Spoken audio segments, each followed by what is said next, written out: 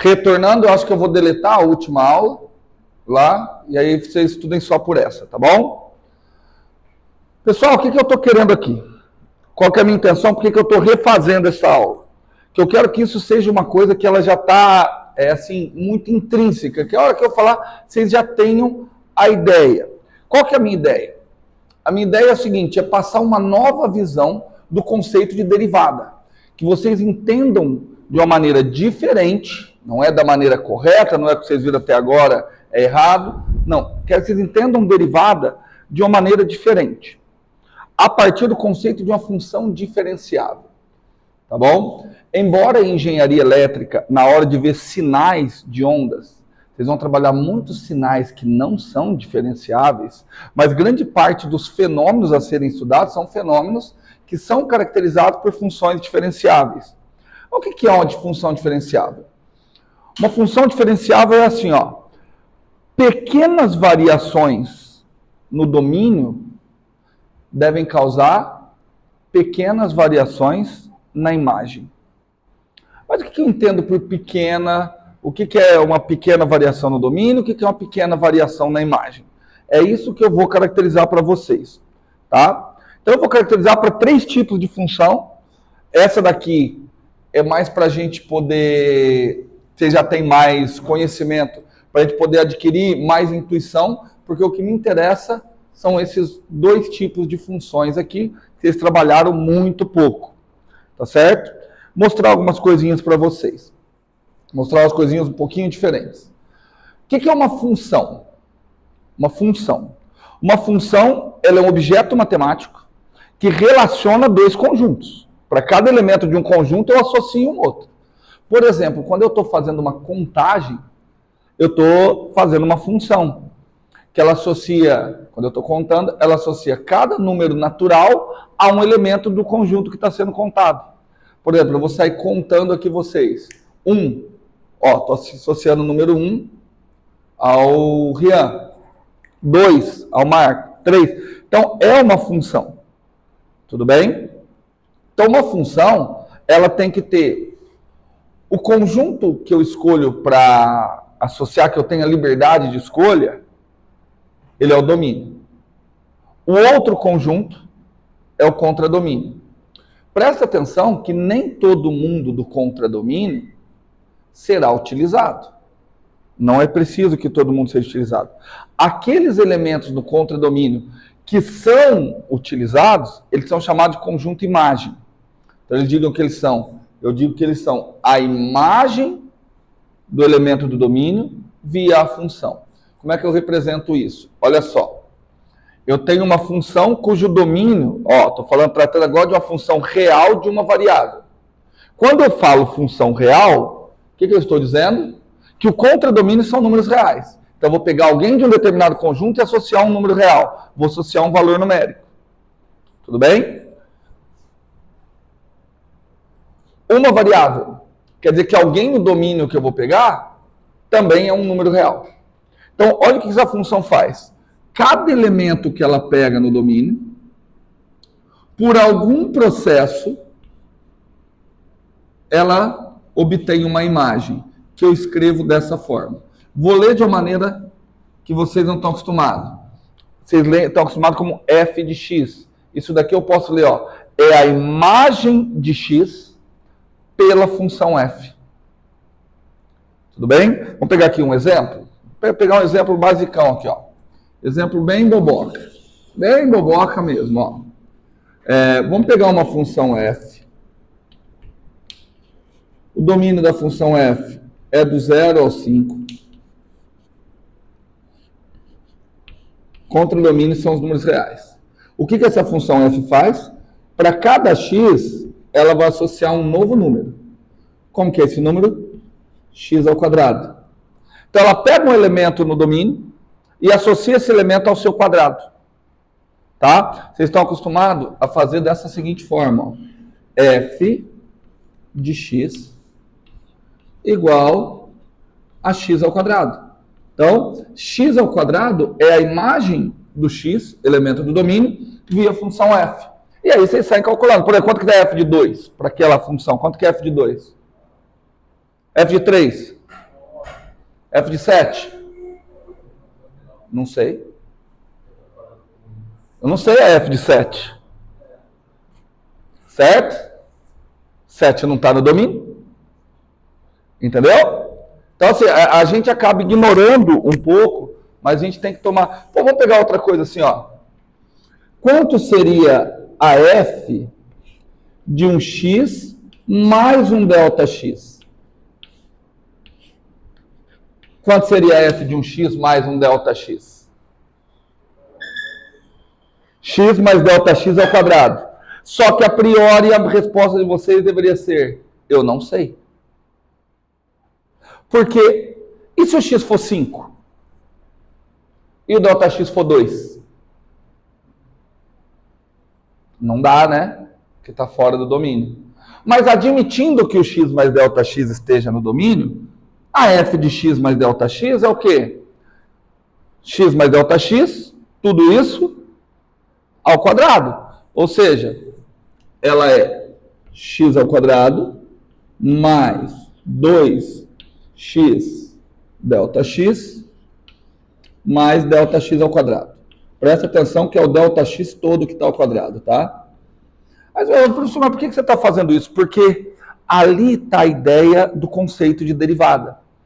O que eu fiz? Ó, peguei um elemento do domínio, x. Tá?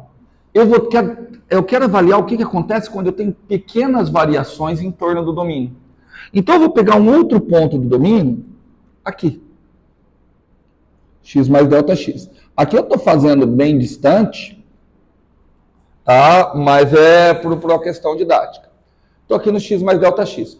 Obviamente que esse daqui vai me dar um outro valor funcional, que é o f de x mais delta x.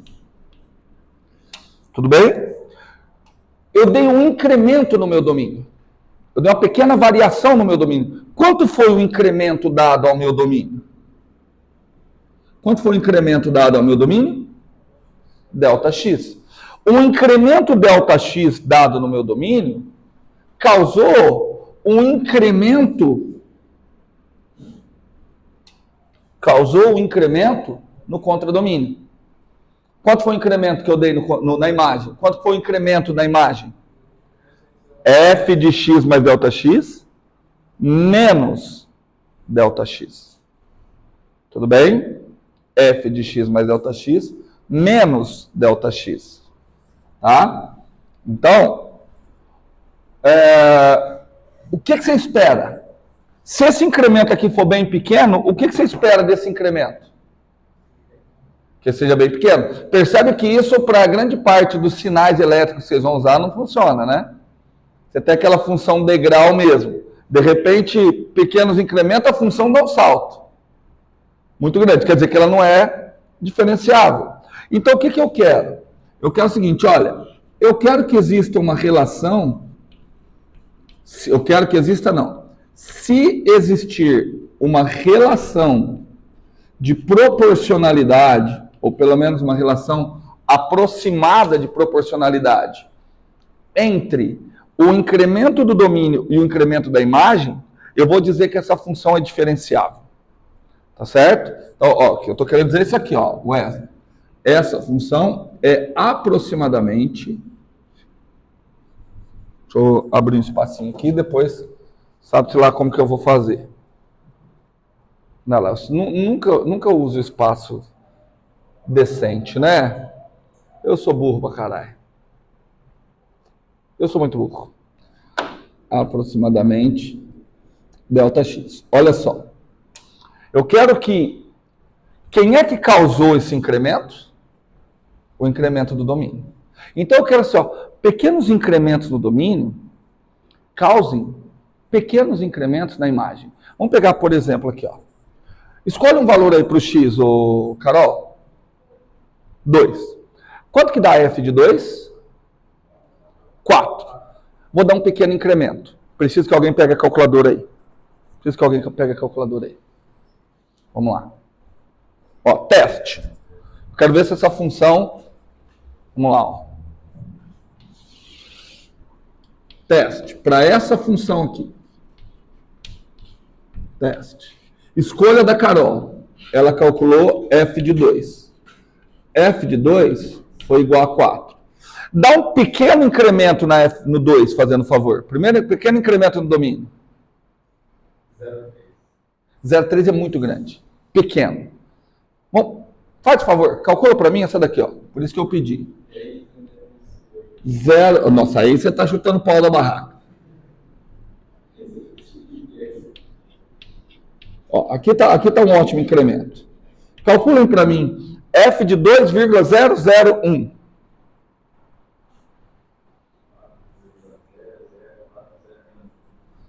4,004,001. Vou escolher um outro incremento. Tá certo? Espera aí, olha só. Quanto foi o incremento dado no domínio? 0,001. Quanto foi o incremento dado na imagem? 0,04001. Show de bola?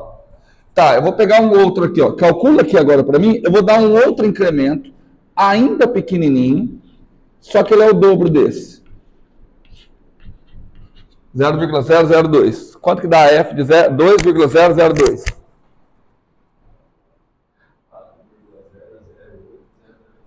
Nossa, ficou legal pra caralho. Ficou legal pra caralho. 4,008,004. Cara, isso aqui me parece uma função diferenciável. Porque olha que negócio legal.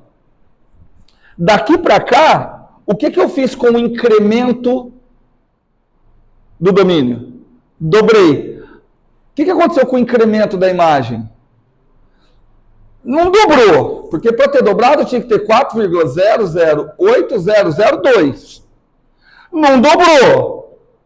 Ah, cara, mas olha o erro que comete. O erro é pequenininho. Tipo a nota que vocês tiram nas provas. Desprezível. Certo? Então, é isso que eu quero. Isso que são funções diferenciáveis. Que quando eu quero que exista uma relação de proporcionalidade entre os incrementos dados no domínio e o respectivo incremento dado na imagem. Porque aí, presta atenção, você já pode mais ou menos calcular de cabeça. Quanto seria f de 2 mais 0,03?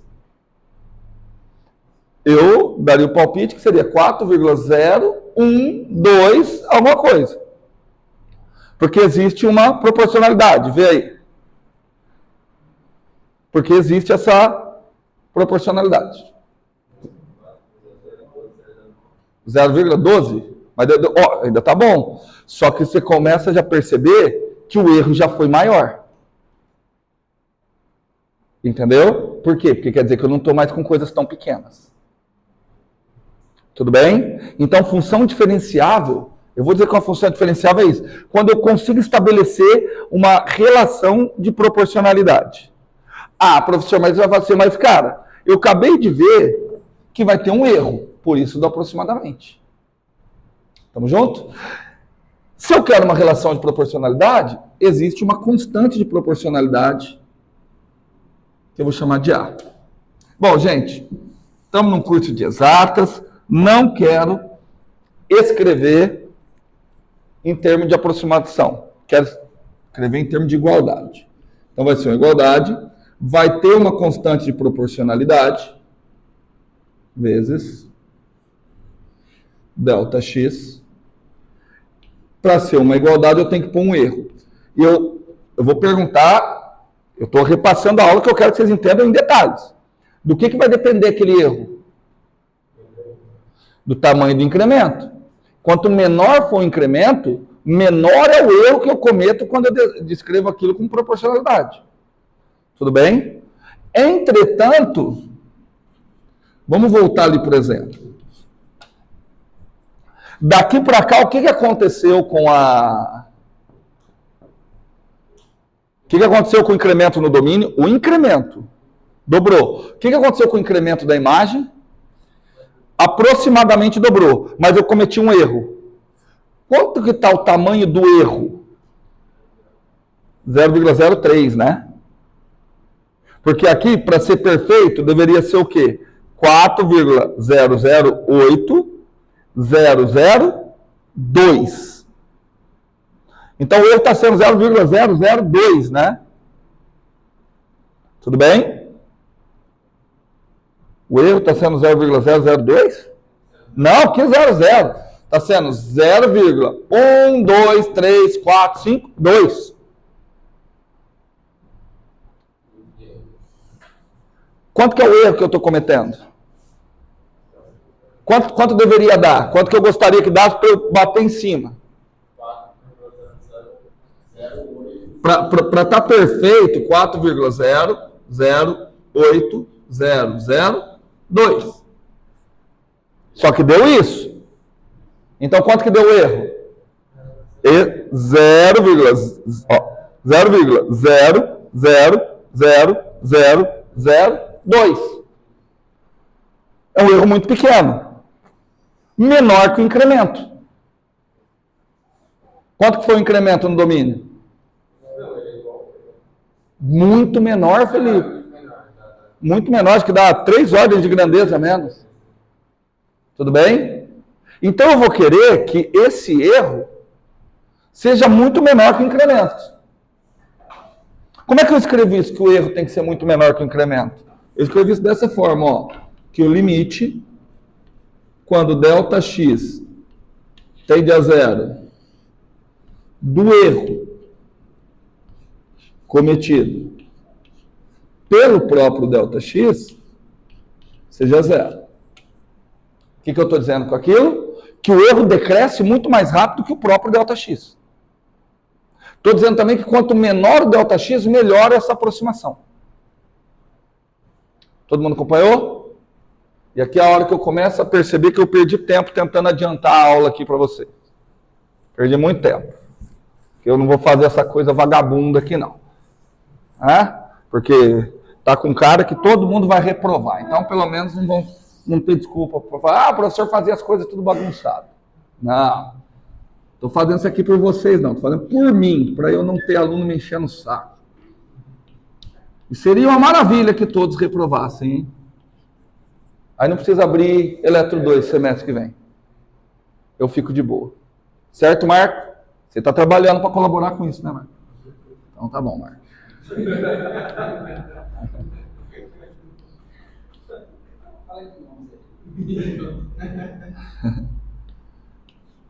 Mas agora, falando sério, eu gosto de dar aula. Só que tem dia que eu estou muito cansado. Tem dia? Não, todo dia eu estou cansado. Todo dia eu estou cansadão. Então tem dia que eu acordo e falo, puta, cara, tem que dar aula hoje. Você sabe, estou falando de verdade mesmo, tanto que está gravado. Se outras turmas assistirem, dia que eu acordo para dar aula para vocês, eu posso estar cansado, porque eu venho para cá animado.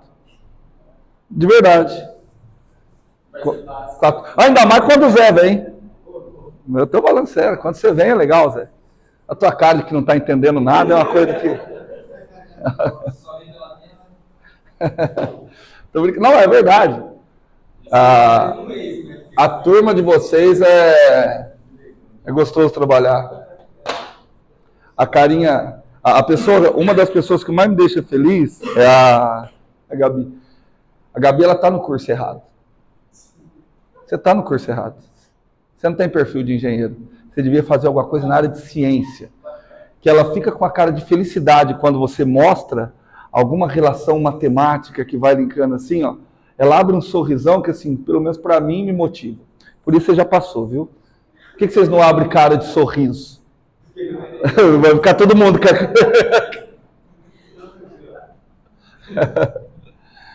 Vamos lá. Então, só recapitulando. Tentar escrever para a letra melhor. Não, ciência... Não, verdade. Não, verdade. Eu me expressei muito mal, você está certo. É porque a engenharia, vocês serão obrigados a priorizar a aplicabilidade. Vocês vão ser obrigados. Eu vejo isso na aula de circuito. Não dá tempo de estar teoria. Aplica. Pela questão do tempo mesmo. Então...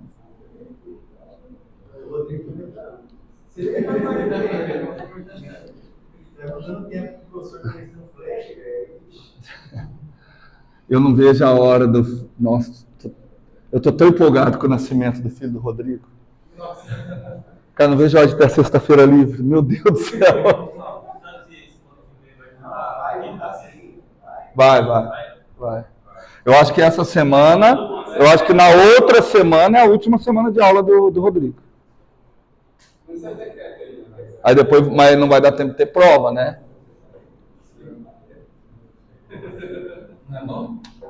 Oi? Não, cara, só de eu estar com a sexta-feira livre, bicho. Livre não, para estudar, né? Eu vou ter que estudar.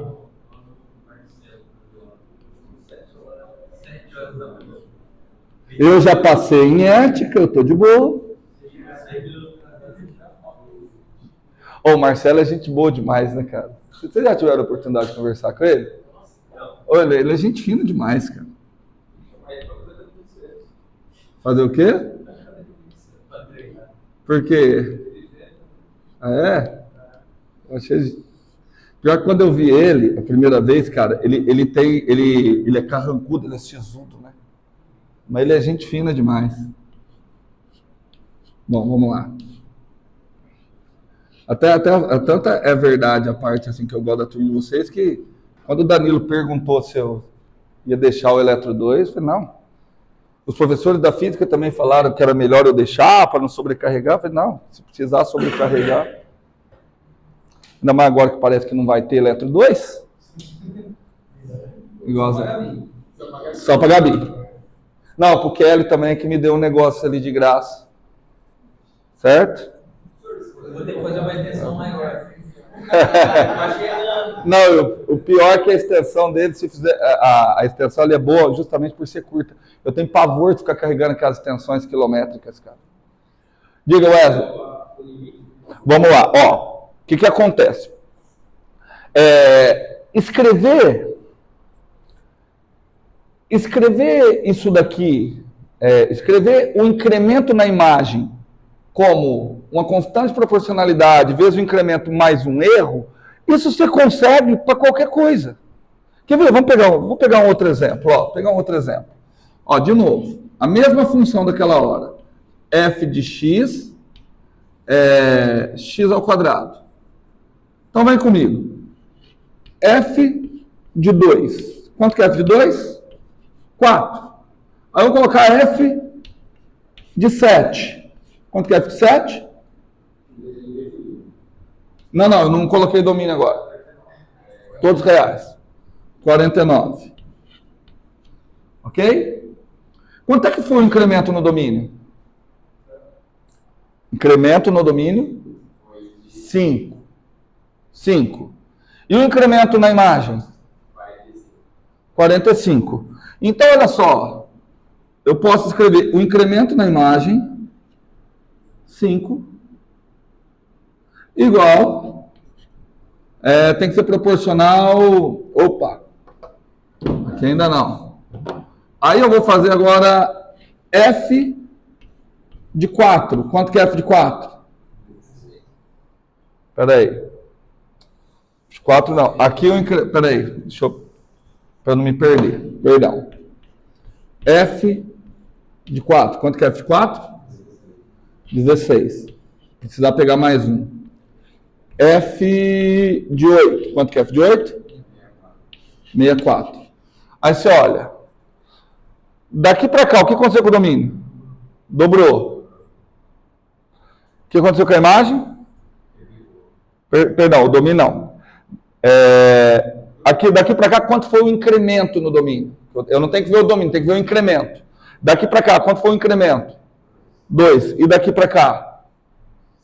6. Então, o incremento dessa situação para essa situação multiplicou por 3.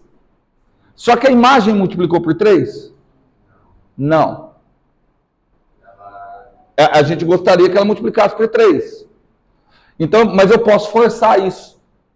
Quer ver como é que eu vou forçar? Eu vou dizer que o incremento na imagem, incremento na imagem é 3 vezes o incremento no domínio mais um erro. Ok? 3 vezes. Vamos calcular. Quanto foi o incremento na imagem? Daqui para cá e daqui para cá?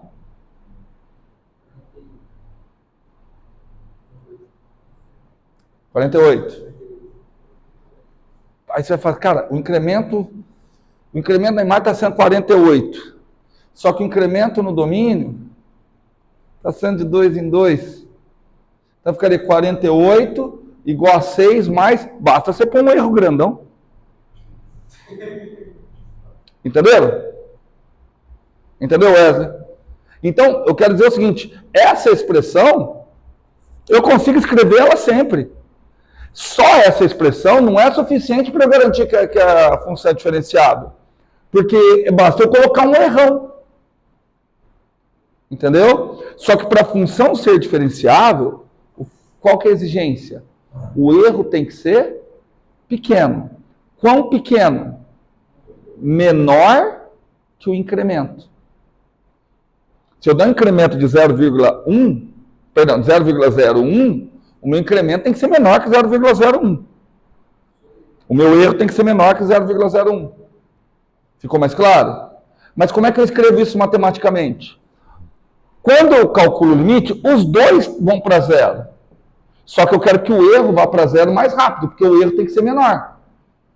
Então eu escrevo que esse limite tem que ser zero.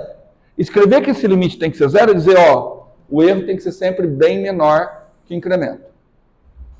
Entendeu agora? Ficou claro?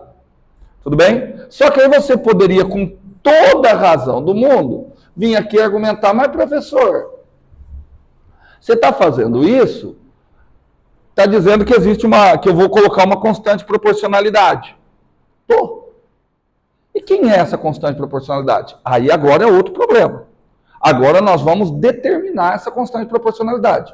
Como que eu posso determinar essa constante proporcionalidade? Eu tenho que isolar o A. Tudo bem? Tudo bem? Vamos isolar o A. Isola o A, como é que fica? Como é que fica? Se eu isolar o A igual. Vamos por partes. F de x mais delta x menos f de x. Vou fazer direto, vocês verem se vocês entendem. Sobre delta x menos e de delta x sobre delta x. De acordo? Esse é o A. Tudo bem? Mas você vai falar, professor, mas eu não quero que apareça o erro. Então eu passo o limite... Eu passo o limite quando delta x tende a zero dos dois lados. Aqui não tem delta x. Então o limite vai ficar ele mesmo. Então, passando o limite aqui, limite quando delta x tende a zero, eu passo o limite aqui, passo o limite aqui. Só que quando eu passar o limite aqui, qual foi a exigência que eu fiz? Que esse limite seja zero. Então eu acabei de determinar o A. O A é aquele limite. E você já conhece aquele limite de cálculo 1. Como que é chamado aquele limite? Derivada. Tudo bem?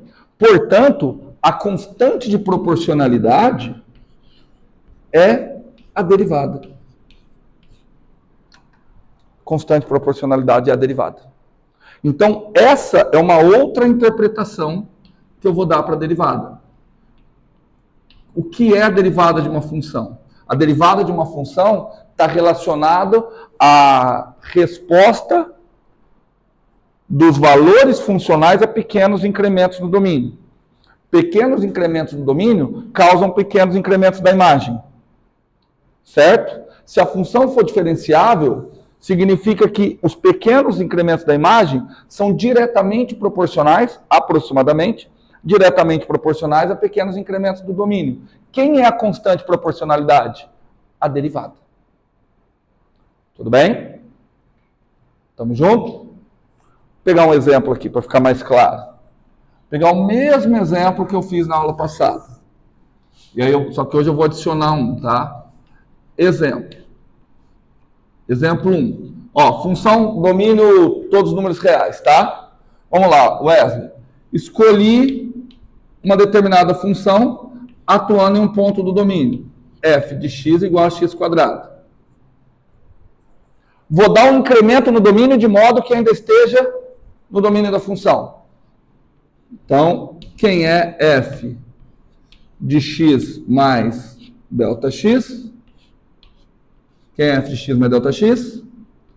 X mais delta x ao quadrado.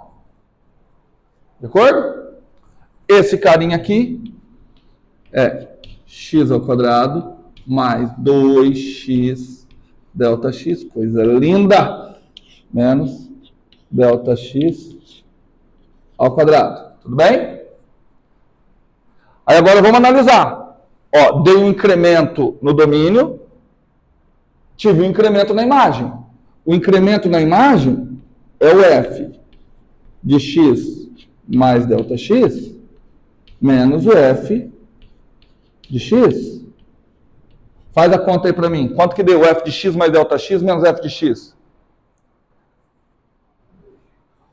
2x delta x. 2x delta x. Menos. Opa, não é menos, é mais. Eu que errei. Mais delta x ao quadrado. Cara, olha que coisa linda. O que eu quero? Eu quero, o que eu falei? Que a derivada é a constante de proporcionalidade entre incrementos no domínio e incrementos na imagem. Incremento na imagem, incremento no domínio. Constante de proporcionalidade. Quanto que é a derivada de x quadrado? 2x. É a constante de proporcionalidade. Perceba que esse cara aqui é um erro, né? Percebe que esse cara aqui é o erro. Divide o erro por delta x. Quanto que dá? Passa o limite quando o delta x tende a zero.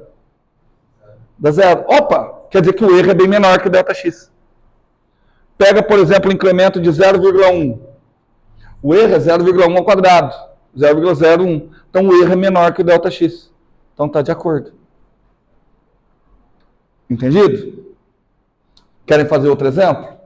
Fazer um outro exemplo mais legal. Fazer um exemplo mais legal.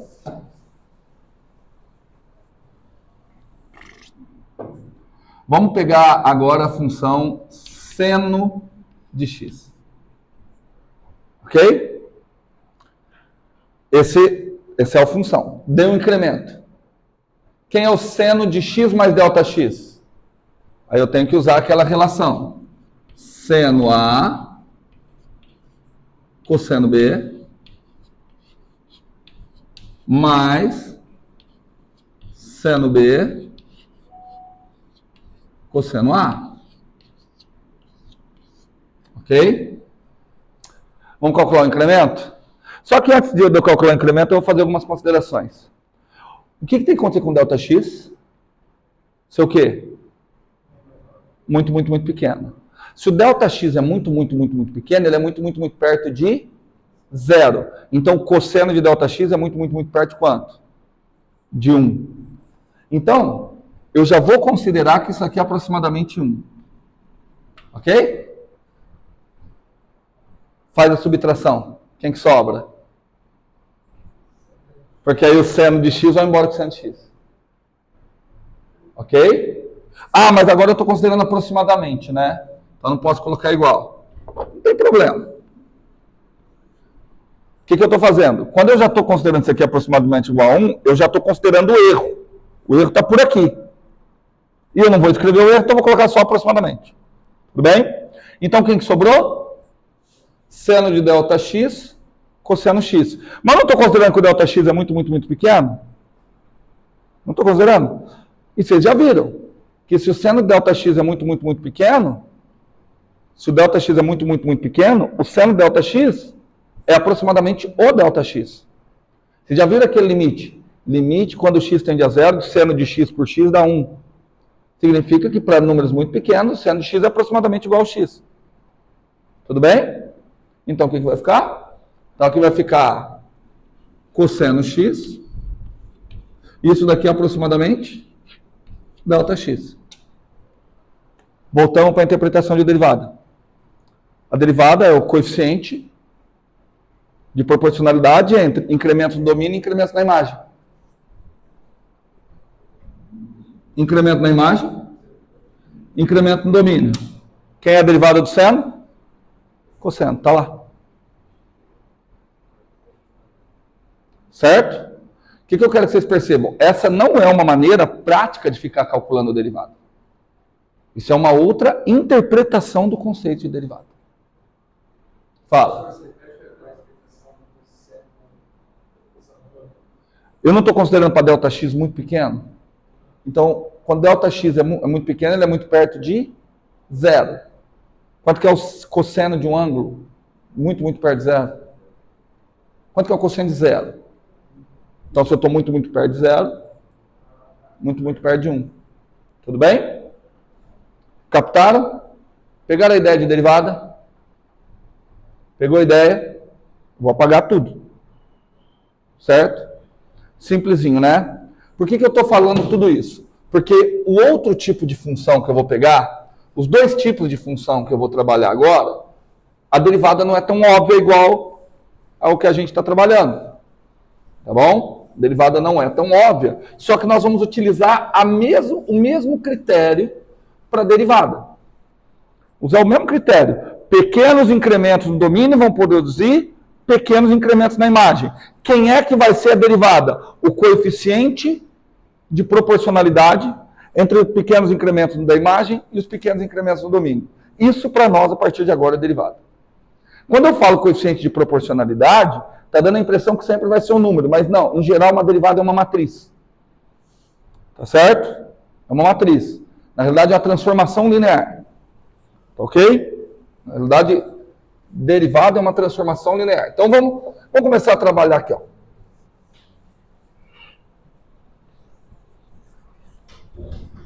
Vamos lá.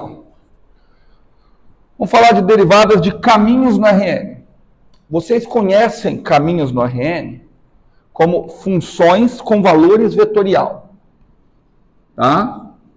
Muito utilizado em física, em mecânica clássica. Caminhos no RN. Bom, RN quer dizer que é qualquer espaço n-dimensional. Para nós aqui vai interessar o R2 e o R3. Para explicar, eu vou fazer o R2, só que vocês vão ver que no R3 é facinho de generalizar. Então vamos pegar um caminho diferenciável. Esse caminho eu vou chamar de lambda. Tá? Aí a primeira pergunta é, o que é um caminho? Um caminho, meu amigo Zé, ele é uma função cujo domínio é um número real. Então ela pega um número real. O contradomínio é um elemento no R2 ou no R3. No caso aqui eu vou pegar no R2. Elementos no R2, você pode ter uma dupla interpretação. Você pode interpretar ele como um ponto, como você pode interpretá-lo como um vetor. Ah não, agora vocês têm até a terceira. Vocês podem também interpretá-lo como um número complexo. Tudo bem? Assim, tudo que você aprende no R2, depois você pode estender para análise de número complexo. Tudo. Ok? Então, o que essa função faz? Para cada valor numérico, ela associa um ponto ou vetor. Eu vou interpretar inicialmente como vetor. Por que eu vou interpretar como vetor? Eu não quero pequenos incrementos. Não faz sentido falar incremento de ponto, porque você tem que fazer uma subtração. Você não subtrai ponto, mas você subtrai vetor. Tudo bem? Ok? Um caminho também é chamado, vocês devem ter visto, acho que geometria analítica, curva parametrizada. Parametrização de curvas. Porque o domínio normalmente é um parâmetro pelo qual eu construo a curva. Em geral, para nós vai interessar que o domínio sejam intervalos de tempo. Então, para cada valor de tempo, eu vou associar uma posição no espaço. Por isso que eu vou interpretar dessa forma. Então, eu vou associar a posição x de t na direção i, mais um y de t na direção j. Observe o seguinte, x de t e y de t são chamados de funções coordenadas, que elas te dão as coordenadas do vetor. X de t e y de t são funções reais de uma variável. Porque ó, o x de t, o que ele faz? Para cada t, ele acha um valor de x.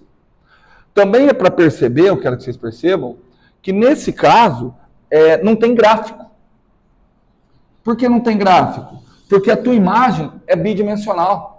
Não tem como você deixar uma imagem bidimensional. Então eu vou fazer, é diferente de falar gráfico e representação gráfica. Eu vou fazer uma representação gráfica de um caminho. Desse caminho no RN. Olha só o que é a representação gráfica. Aqui está o domínio.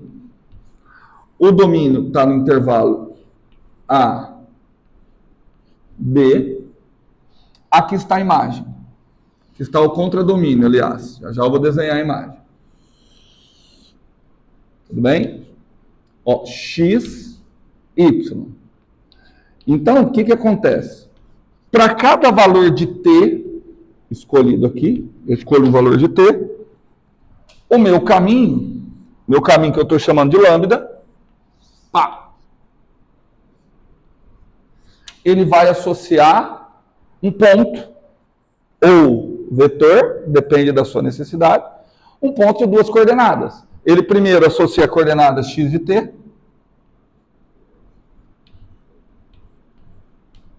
tá vendo? Por isso que eu estou falando, x de t é uma função real de uma variável.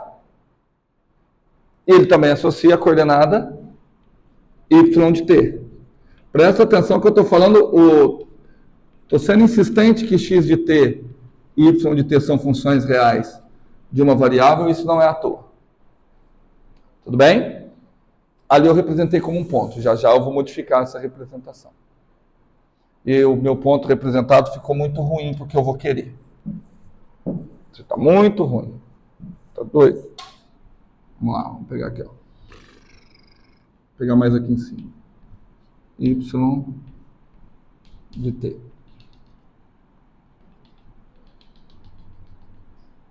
Está aqui. Ok? Por que eu estou colocando como ponto? Porque um caminho, normalmente, se eu represento todos como ponto, depois eu ligo todos os pontos, que são chamados de imagem do caminho. Quando eu ligar todos os pontos, eu vou ter o traço do meu caminho. Ok? Eu tenho traço. Esse traço tem um nome mais legal. Trajetória. Então é como se eu estivesse descrevendo a trajetória de um móvel. Em mecânica clássica a gente usa, olha só, para cada valor de tempo eu estou associando uma posição. Para cada valor de tempo eu associo uma posição. Tudo bem? Mas o que está me interessando agora não é isso, meu povo. O que está me interessando agora é a questão que eu quero avaliar o que é a derivada. Para eu avaliar o que é a derivada, o que eu tenho que fazer? Dar um incremento no domínio. Então, ao invés de t, eu vou pegar aqui o ponto t mais delta t. Eu vou obter uma outra imagem. Obtive aqui a imagem. X t mais delta t. Y t mais delta t. Tudo bem? E a partir de agora, se eu quiser continuar, eu não posso mais interpretar como ponto. Porque eu tenho que avaliar o incremento que foi dado na imagem. Então, eu tenho que avaliar como vetor. Então, olha só. Aqui está o vetor lambda de t. Ok? Aqui está o vetor lambda t mais delta t. Show de bola? Quem é o incremento? Quem é o incremento? Lambda de t mais delta t menos lambda de t. Traduzindo, meu incremento agora é um vetor. Meu incremento é um vetor. Esse vetorzinho maravilhoso aqui. Lambda de t mais delta t menos lambda de t. Tamo junto? Então agora eu vou tentar achar a minha derivada. A minha derivada é o coeficiente de proporcionalidade, né? Com muito cuidado. Então aqui, ó, lambda de t mais delta t menos lambda de t vai ser igual a minha derivada lambda de t vezes delta t mais o erro, que obviamente depende do delta t. E agora eu só tenho que, antes de continuar, eu tenho que tomar um cuidado. Porque agora a minha derivada não vai ser necessariamente um número. Como ali tem uma igualdade, a igualdade indica que o que você tem de um lado e o que você tem de outro tem a mesma natureza. Então, do lado de cá, lambda de t mais delta t menos lambda de t é o incremento na imagem. Só que o meu incremento na imagem agora é o quê? É um vetor. Então, do lado de cá, tudo isso tem que ser vetor. Portanto, o erro é um vetor. Esse produto é um vetor. Se esse produto é um vetor, delta t eu sei que é número. Então, a derivada tem que ser o quê? Um vetor. Nós vamos interpretar ele já já. É o vetor derivado. Também chamado de vetor velocidade. E faz todo sentido se eu entender que lambda é o vetor posição. Se lambda é o vetor posição, a derivada da posição, velocidade. É o vetor derivada de um caminho. Tudo bem? Ok? Então, o que vai acontecer? Eu tenho que garantir que o limite, quando ΔT tende a zero, do E de ΔT por ΔT, isso aqui tem que ser zero. Show? Foi? Só que, de novo, tá bom, já sei que é um vetor. Como é que eu vou calcular esse vetor? A mesma técnica. O que eu vou fazer? Eu vou isolar o ΔT e vou passar o limite. Tamo junto? Tudo bem? Então, ó, vou isolar o lambda, perdão. Vou isolar o lambda e vou passar o limite. Vou isolar o lambda da linha. Diga aí pra mim, como é que vai ficar? Lambda linha de t igual. Já vou até escrever o limite, tá? Limite quando ΔT tende a zero. Lambda de t mais ΔT menos lambda de t dividido por ΔT. Menos o erro por ΔT, só que aí eu já vou dispensar. Então eu vou só escrever o limite do lado de cá. Mas olha só, veja se vocês concordam comigo. Lambda. Quem é lambda de t mais ΔT?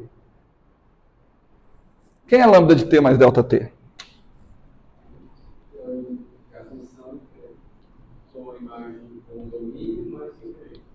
É o x de t mais ΔT menos x de t.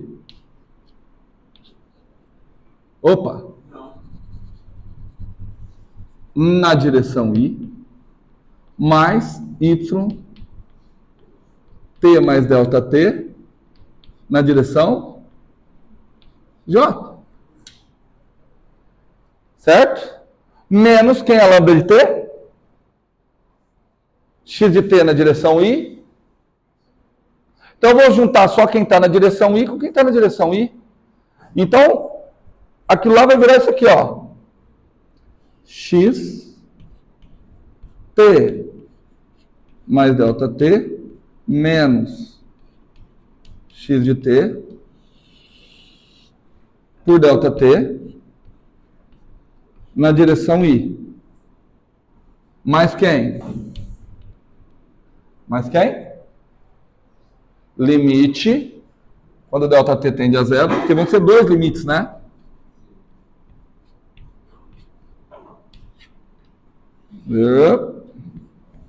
ΔT, as outras partes aqui fica para vocês colocarem. Tudo bem? Foi? Foi? Ah, então agora ficou fácil, meus amiguinhos. Por que eu insisti o tempo todo que x de t e y de t são funções reais de uma variável? Porque o que apareceu ali agora é simplesmente x' de t na direção y. Isso aqui é x'. Mais quem? Mais quem? Som' de t na direção j. Traduzindo, como é que eu calculo a derivada de caminho? Um caminho tem as suas funções coordenadas. Como é que eu calculo a derivada de um caminho? Só derivar as funções coordenadas. Simples assim.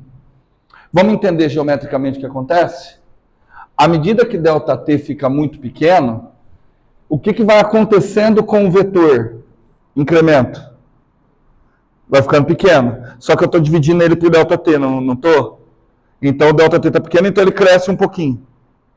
Ok? De modo que ele vai ficar um vetor que tangencia a trajetória. Por isso que sempre eu falar, a velocidade é sempre tangente à trajetória. Tudo bem? Entendido, Wesley? Ok? Depois eu vou fazer uma animação, vou ver se eu ponho uma animação para vocês conseguirem enxergar como que fica interessante esse lance do T mais ΔT por ΔT. Tentar ver se eu coloco no material. Ficou claro? Posso passar para a principal parte de vocês? Tá? Por que eu estou fazendo tudo isso? O nosso alvo no magnetismo, na eletricidade agora, sempre é calcular campo elétrico. Sempre. Só que campo elétrico é vetor, e mexer com vetor às vezes dá um trabalho lascado. Portanto, seria mais fácil, ao invés de eu trabalhar com vetores, se eu achasse alguma maneira de trabalhar com escalares. Então, ao invés de eu trabalhar com campo vetorial, seria melhor eu trabalhar com campo escalar. Poxa, mas o que é um campo? Em matemática, um campo é qualquer função cujo domínio são pontos no espaço. De novo, pontos eu posso entender como vetores, a depender da minha necessidade. De acordo? Tudo bem? Campo vetorial é uma função que para cada ponto do espaço eu associo um vetor de mesma dimensão. Então, se eu estou no R3, minha imagem é um vetor na R3. Se eu estou no R2, minha imagem é um vetor na R2. Só que trabalhar campo vetorial é complicado. Quer dizer, é mais fácil eu trabalhar com campo escalar. Cada ponto no espaço, eu vou associar um escalar. Em matemática, vocês devem ter estudado isso como funções reais de várias variáveis.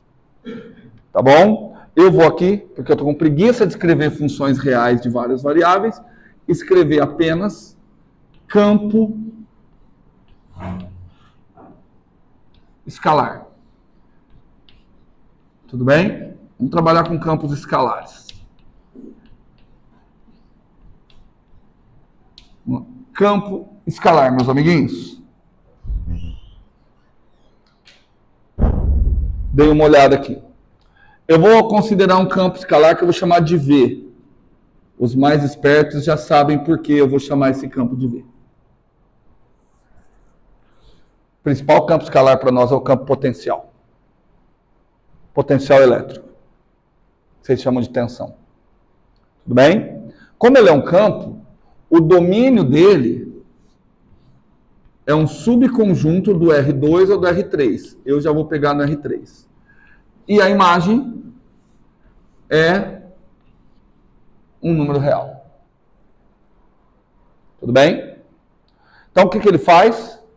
Cada ponto no espaço, x, Y, Z, ele vai associar um número real, que eu vou chamar de o potencial, no ponto X, Y, Z.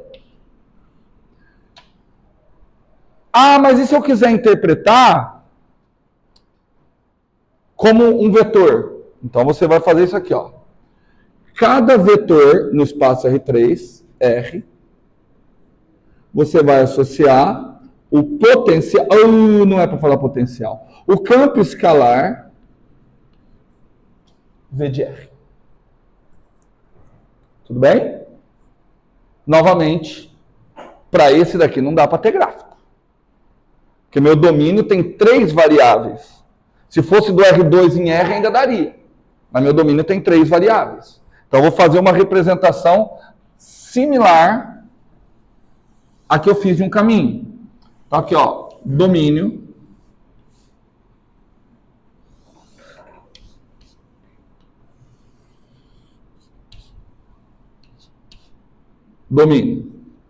X, Y, Z.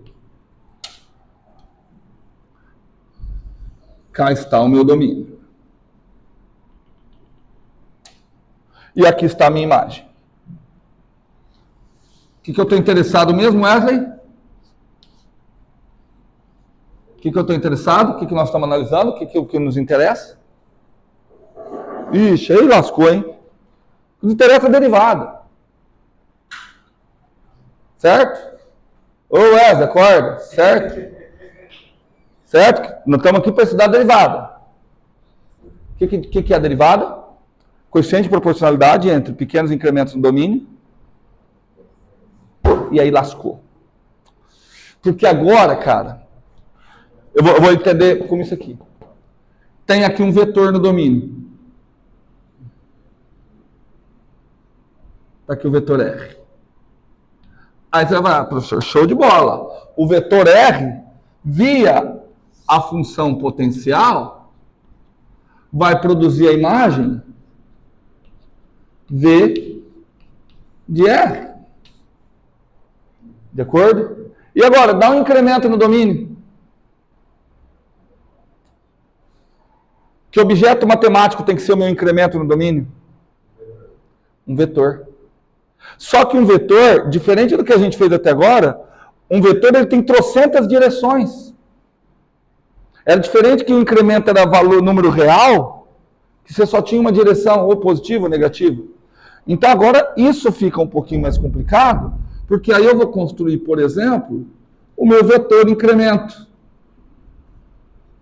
Ó, esse é o vetor R mais delta R. Ou seja, olha aqui quem é meu incremento.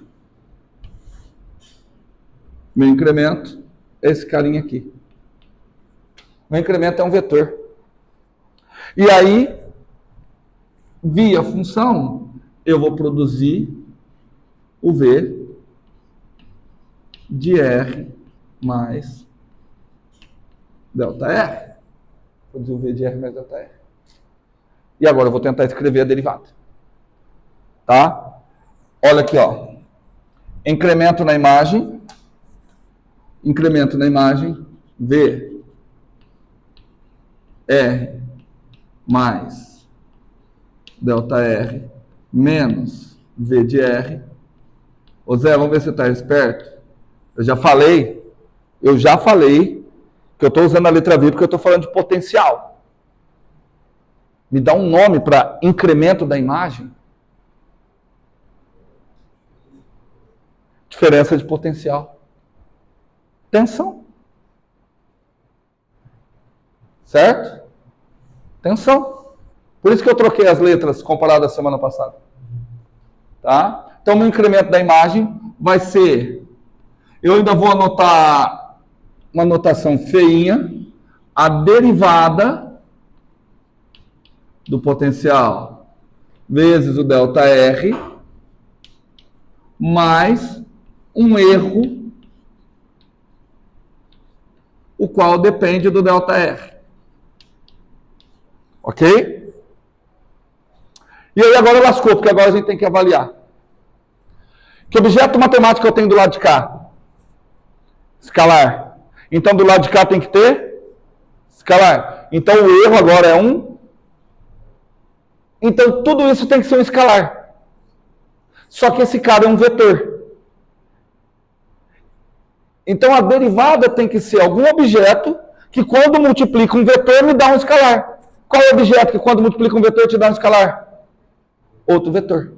Portanto, a derivada de um campo escalar, a derivada de uma função real de várias variáveis, é um vetor. Certo? Mas agora eu preciso determinar quem é esse vetor, eu preciso determinar a porcaria das coordenadas desse vetor. Tá bom, esse vetor ele é alguma coisa na direção I, alguma coisa na direção J, alguma coisa na direção K. Como que eu faria? Nos outros casos, como que eu determinei a derivada? Eu dividi pelo incremento e passei o limite. Posso fazer isso agora? Não, porque agora o meu incremento é quem? É um vetor. E se o sujeito fizer, ó, já estou avisando, hein? Se algum animal aparecer na prova uma divisão de vetor, isso é motivo para já estar reprovado e que sai expulso da faculdade. E se o sujeito no terceiro ano de engenharia elétrica ainda está dividindo por vetor, ou temos um gênio da matemática que inventou a nova matemática. Então ali não faz sentido eu dividir por vetor. Só que a ideia ainda está... Porque assim, o incremento tem que ser pequeno. Então eu vou fazer o seguinte. Eu vou exigir isso daqui, ó, o limite, quando o módulo do vetor incremento for a 0, do erro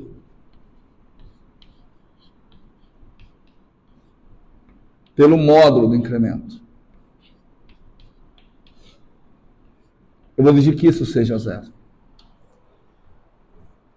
E aí a hora que você começa a choramingar, porque vai, professor, mas ainda assim eu não consigo. Ainda assim eu não consigo calcular as coordenadas do vetor de derivada. Por quê? O que você poderia fazer? Vou dar uma ideia para vocês. Eu poderia pegar e tentar isolar isso aqui. Não consigo isolar porque isso aqui é um vetor. Deixa de ser burro. Tudo bem? Isso aqui é um vetor. Então, eu tenho outra técnica. Eu vou dividir os dois lados da equação pelo módulo de ΔR. Tudo bem? Vou dividir os dois lados pelo módulo de ΔR. Então, do lado de cá, o que vai ficar? V de R mais ΔR menos V de R pelo módulo de ΔR. Igual. O que ficou do lado de lá, quando eu dividi? A derivada, que eu ainda não sei como calcular. Produto escalar quem? Versor. Vai ficar ΔR pelo módulo de ΔR. De acordo? Esse ΔR pelo módulo de ΔR, vou chamar de versor U. U ΔR módulo de ΔR. De acordo? E aí, quando eu passar o limite,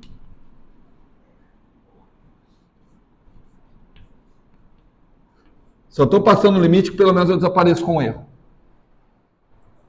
Achei as coordenadas? Não. Não. Mas eu achei uma coisa legal. Isso daqui é a chamada derivada direcional. Porque isso daqui você está fazendo o seguinte, você está calculando a taxa de variação da função, o quanto a função variou, pelo quanto variou o comprimento. Não está? Variou um comprimento no domínio. Só que esse comprimento no domínio está ao longo de uma direção fixa. Tudo bem? Então você fixou uma direção, você está andando nessa direção. Você está andando nessa direção. Por exemplo, você calculou a derivada ali, ela deu 3. Significa que se você andar ao longo dessa direção, cada 3 unidades que você anda, cada uma unidade que você anda nessa direção, a função tem uma variação de 3 unidades. Desde que você fixe essa direção. Por isso que isso aqui é chamado derivada direcional. É a derivada, e a gente tem um símbolo para isso, tá? O símbolo é a derivada do campo escalar na direção do vetor U. Vocês entenderam? Hã? Versor, vetor, tá bom? Mas entenderam? Que é a derivada direcional? Eu fixo a direção. Só que aí você continua, professor, mas eu ainda não sei, porque eu quero calcular esse cara, eu quero saber calcular esse cara. E aí eu vou fazer um negócio que eu não fiz na semana passada, que eu admiti que vocês já sabiam com precisão. Vocês não sabiam. Pausa. Pausa. Vamos fazer o seguinte. Marcão, você é aquele cara que quando está na situação de desespero na hora da prova, escreve qualquer coisa para ver se o professor considera. Você ainda não sabe o vetor derivada, né? Faz de conta que você quer achar o vetor derivada. Ó, o vetor derivada. O que você sabe do vetor derivada? Eu sei que o vetor derivada, ele tem uma componente x. E essa componente x está ao longo de que direção? Y. Eu sei que o vetor derivada tem uma componente y, que está em qual direção? J. E eu sei que o vetor derivada tem uma componente z, que está em qual direção? K. Qual que é a minha obrigação? Achar quem é a componente I, quem é a componente X, quem é a componente Y, quem é a componente Z. Tudo bem? Ô, Marcão, vamos ver se você está esperto, hein? Realiza essa conta aqui para mim. Vamos. Não, fala só, quanto que dá aquele resultado? Vx. Então, eu já sei quem é a componente X. É pegar o vetor e fazer o produto escalar com o versor e... Mas o que é Vx? Pergunta difícil. Pergunta difícil. Quem vai ser a componente Y? Vai pegar o vetor V, fazer o produto escalar com o versor J. Captou? Captou? Gente, por favor, concentra. Concentra aqui. Assim, ó, vocês estão na porta do gol. Não faça igual os jogadores de São Paulo, pelo amor de Deus. Então, vamos lá, vamos pensar um pouquinho. Fala para mim, fala, Zé, quem é a componente X daquele vetor? Obrigado, Zé. Quem é a componente X desse vetor? É o produto escalar do vetor com I. Quem é a componente Y daquele vetor? Com J. Vou fazer a pergunta de uma maneira diferente, hein, Zé? Vamos ver se você está esperto. Você vai avaliar um só. Qual que você quer? Vx, Vy ou Vz? Qual coordenada você quer avaliar para mim? Pode ser o Vx porque é o mais fácil. É a mesma coisa, Zé. Ah, tá. Vx igual. Quem é o Vx? Produto escalar de quem? Produto escalar de quem? No lugar do U, quem eu coloco? I. Então, quem é o Vx? É a derivada do V ao longo da direção X. Como é que a gente chama isso? Derivada parcial. Tudo bem? Acompanharam? Entenderam? Eu não coloco derivada ao longo da direção I. Porque como eu sei que a direção I é o x, então Vx é a derivada parcial do V ao longo da direção x. Vamos ver o que isso significa aqui? Isso significa, meus amiguinhos, vou ter que apagar, vou ter que refazer esse desenho, fazer um desenho mais legal. Isso significa isso daqui, ó. Vou apagar tudo isso. Isso significa, não precisava ter apagado esse. Isso significa a taxa de variação quando eu ando apenas na direção x. Tá? Então, olha só. Cadê? Ó. Eu tenho aqui.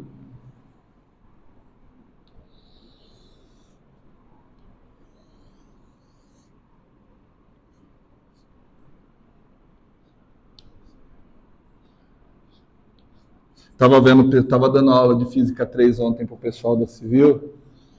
Eles estão fazendo a disciplina de eletricidade. Cara, você vê o circuitinho que eles têm que resolver? Tudo você cai em matriz 2x2. Só. Não cai nem teorema de Thevenin para eles. Dá uma olhada aqui, ó. Olha só. Aqui estaria, vamos colocar, aqui está o vetor R.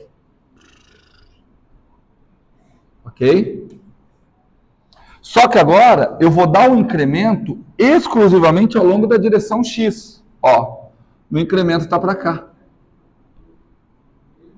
Tá vendo quem é meu incremento? O vetor é o vetor R, que é o vetor posição. Aqui é meu incremento. Meu incremento é o ΔR. Só que o meu ΔR está ao longo da direção X. De acordo? De acordo? Então, meu ΔR, você ficaria muito bravo se você escrevesse que o meu ΔR é o ΔX na direção I? Ficariam bravos? Porque ele está andando só ao longo de I. Certo, Gabi? E aí, eu vou produzir o vetor... esse daqui é o R mais ΔR. Vou escrever eles bonitinho. Ó, o vetor R, eu vou escrever ele como ponto, tá? Vou escrever ele como ponto. X, Y, Z. De acordo? O vetor R vai gerar o potencial no ponto X, Y, Z. Tudo bem? Esse daqui é o vetor R mais ΔR, que para esse caso, quem é o vetor R mais ΔR?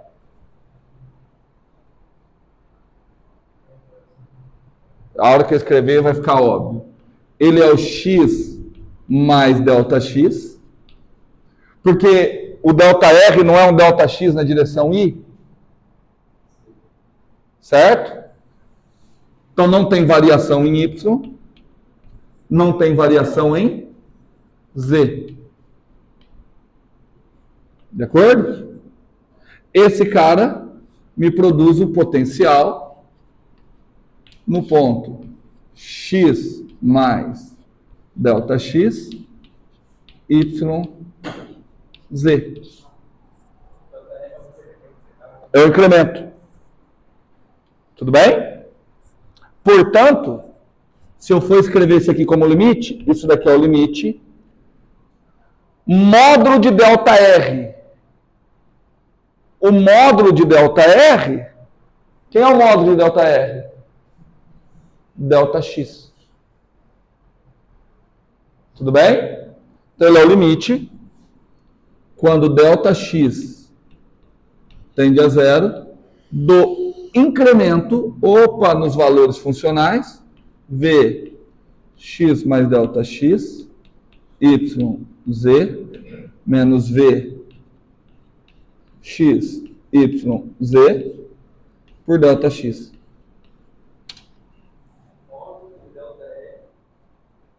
Quem é o delta R ali? Olha aqui, quem que eu falei que é o delta R, o Wesley? Olha para o desenho, quem é o delta R? Delta x na direção I. Aqui estava o R, aqui eu dei incremento. Que eu falei que eu dei incremento só na direção I. Então, meu delta R, delta x na direção I. Ali não tinha que ser o limite quando o módulo de delta R tende a zero? Mas quem é o módulo de delta R?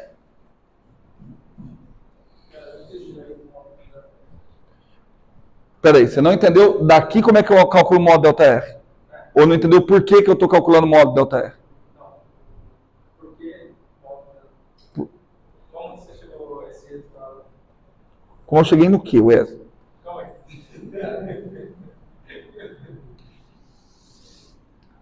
A gente tem isso, ó. A derivada direcional ao longo do vetor U, ela é o limite quando o módulo de delta R tende a zero, V R mais delta R menos V de R pelo módulo de delta R. De acordo? De acordo?